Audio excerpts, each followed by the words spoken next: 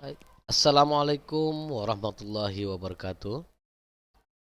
Selamat pagi anak-anak. Mudah-mudahan anak-anak Bapak semuanya dalam keadaan sehat walafiat. Amin ya rabbal alamin. Baik, hari ini kita akan memulai pelajaran kita, melanjutkan pelajaran kita yang selanjutnya itu pelajaran 4 tentang zakat. Ayo membayar zakat. Nah, sebelum kita belajar, marilah kita berdoa terlebih dahulu. Mudah-mudahan pelajar kita ini diridhai oleh Allah Subhanahu wa taala.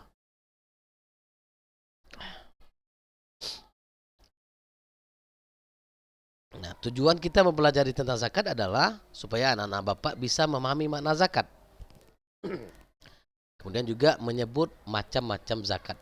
Zakat dan macam-macam zakat barang yang harus dizakatkan dan juga perbedaan antara zakat mal dan zakat fitrah. Baik anak-anak Bapak, kalau kita lihat gambar berikut, itu terlihat kegiatan masyarakat, kegiatan yang sangat menyenangkan, itu pemberian sesuatu kepada antara orang yang punya harta berlebih terhadap kaum fakir miskin yang membutuhkan pangan makan untuk melanjutkan kehidupannya sehari-hari. Ini kegiatan yang sangat baik dalam masyarakat ini. Nah, melihat gambar tadi, tentu kita bisa memahami dan juga mengerti yang dilakukan oleh masyarakat ini adalah hal yang baik. Nah, kalau kita lihat kepada zakat, apa yang dilakukan orang kaya terhadap orang miskin, yang harus dilakukan orang kaya terhadap orang miskin adalah berbagi harta kepada mereka yang membutuhkan. Nah, orang kaya wajib membantu orang miskin. Cara ini adalah dengan berzakat. Nah, jika semua orang kaya membayar zakat, orang miskin akan sejahtera hidupnya di dalam masyarakatnya. Nah, ayo kita membayar zakat sehingga kehidupan dalam masyarakat kita menjadi kehidupan yang sangat harmonis di dalam masyarakat kita masing-masing. Nah, orang Islam menyukai kesucian, termasuk kesucian rezeki yang mereka miliki. Nah, kesucian harta dan rezeki dilakukan dengan membayar zakat dan juga bersedekah. Baik anak-anak Bapak, kita lihat pengertian zakat. Zakat itu adalah pensucian atau pertambahan. Nah, dalam ajaran Islam, zakat adalah mengeluarkan sebagian harta kepada yang berhak menerimanya apabila sudah mencapai nisab. Sedangkan nisab adalah kadar atau ukuran dari harta benda yang harus kita zakatkan. Nah, kemudian tujuan zakat untuk membersihkan harta benda yang kita miliki. Hal itu dimaksudkan agar dapat berkah dari Allah Subhanahu wa taala yang telah memberikan rezeki kepada kita. Nah, selanjutnya, hukum zakat. Nah, hukum zakat dalam Islam adalah fardu ain. Wajib. Kenapa? Karena zakat merupakan rukun Islam yang 5. Yaitu membayar zakat adalah fardu ain bagi setiap orang. Setiap orang yang hartanya bendanya sudah sampai nisab wajib mengeluarkan zakat. Jika tidak mengeluarkan zakat berarti dia sudah melanggar perintah Allah dan berhutang kepada Allah Subhanahu wa taala. Nah, zakat yang dimaksud adalah membantu orang-orang yang lemah ekonominya seperti kaum duafa, fakir miskin. Kemudian Nabi Muhammad juga menyuruh umatnya agar saling tolong-menolong dalam kebaikan. Oleh karena itu, umat Islam harus mampu mengeluarkan zakat jika sudah mencapai haul dan nisab.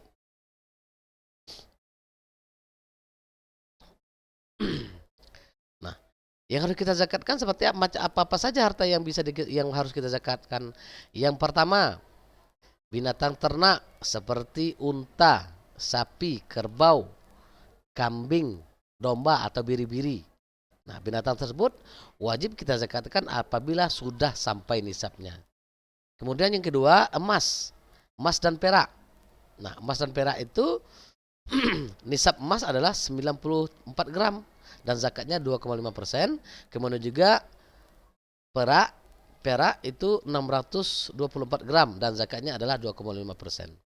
Kemudian selanjutnya ada hasil pertanian seperti biji-bijian, makanan pokok seperti padi, jagung, dan gandum. Karena mayoritas Indonesia ini konsumsi makanan pokoknya adalah padi, kebanyakan orang Indonesia itu membayar zakatnya seperti padi.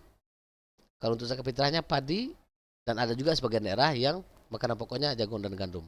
Dan juga buah-buahan. Nah, ini kalau sudah sampai nisabnya harus mengeluarkan zakat. Kemudian hasil perdagangan, seperti kita lihat banyak di pasar-pasar yang melaksanakan proses berdagang, bekerja sebagai pedagang, dan juga memiliki tentuan dalam agama Islam. Apabila sudah sampai nisabnya harta perdagangan, harta mereka tadi, maka mereka harus mengeluarkan zakat. Yang harus dikeluarkan juga sama seperti emas tadi, itu 2,5% zakat dari hasil perdagangan yang dikeluarkan setiap tahunnya. Nah, kemudian rikas atau barang temuan. Nah, barang temuan ini barang yang ditemukan seperti barang timbunan atau yang berada tambang, barang tambangan yang ditemukan, nah itu wajib juga dizakatkan. Kapan dizakatkan itu? Apabila apabila barang tersebut ditemukan. Bayar zakatnya adalah 20%.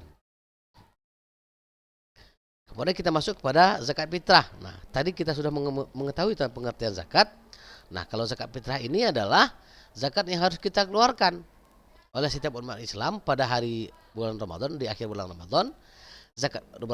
Zakat fitrah ini disebut juga dengan zakat jiwa atau membersih jiwa atau zakat nafs.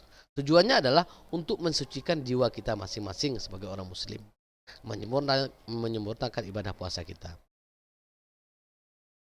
Hukum zakat fitrah adalah wajib bagi setiap umat Islam, mulai dari yang bayi sampai yang sudah dewasa. Bagi yang masih bayi atau anak-anak, orang tuanya berkewajiban bayar zakatnya.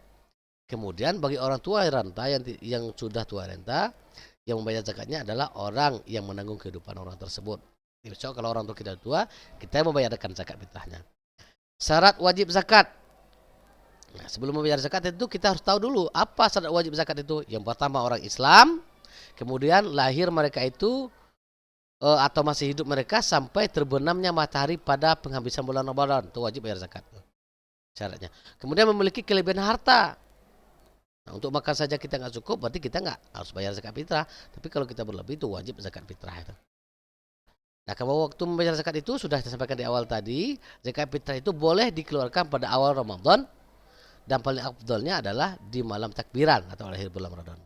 Nah, jenis dan jumlah harta yang dikeluarkan adalah 3,5 liter atau 2,5 kilogram untuk setiap jiwa atau setiap orang.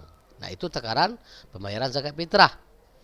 Zakat fitrah itu yang dikeluarkan itu dari makanan pokok setempat. Kalau kita mengkonsumsi beras, maka kita zakatkan dengan beras. Kalau kita mengkonsumsi gandum, maka zakat fitrahnya dengan gandum. Kalau kita mengkonsumsi jagung makanan pokoknya, maka zakat fitrahnya itu dengan makanan pokok kita. Nah, kemudian orang berhak menerima zakat ini sesuai dengan surah At-Taubah ayat 60, ini terdiri dari fakir, ya. Kemudian miskin, amil zakat, kemudian orang mu'alaf yang baru masuk Islam. Nah, ini mereka nih yang berhak menerima zakat. Kemudian ada juga rikob, ya, hamba sahaya.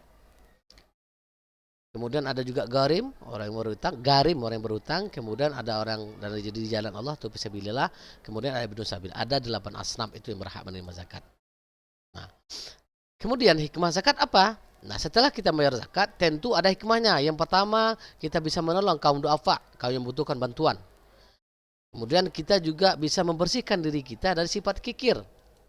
Dengan berzakat, insya Allah akan menghapus atau menghilangkan sifat kikir yang ada di dalam kita ini, di dalam diri kita. Kemudian juga hikmah zakat itulah menghindari timbulnya kejahatan dalam masyarakat. Kalau masyarakat sudah sejahtera, insya Allah tidak akan ada lagi kejahatan terjadi dalam masyarakat. Karena untuk makan mereka saja sudah cukup. Karena setiap orang berzakat, mereka berhak menerima zakat dari orang yang setelah membayar zakat tadi. Kemudian ungkapan syukur kita kepada Allah Subhanahu wa taala. Nah, itu hikmah zakat tadi. Ketika kita berzakat, maka tampaklah kita bersyukur kepada Allah atas rezeki yang telah Allah berikan. Kemudian membangun hubungan kasih sayang antar sesama di dalam masyarakat. Jika kita sudah berzakat, insya Allah kehidupan masyarakat akan tentram. Yang berlebih harta membayar zakat, yang kekurangan harta menerima zakat. Pelajaran kita, alhamdulillahirabbil alamin, semoga ilmunya bermanfaat. Amin ya rabbal alamin.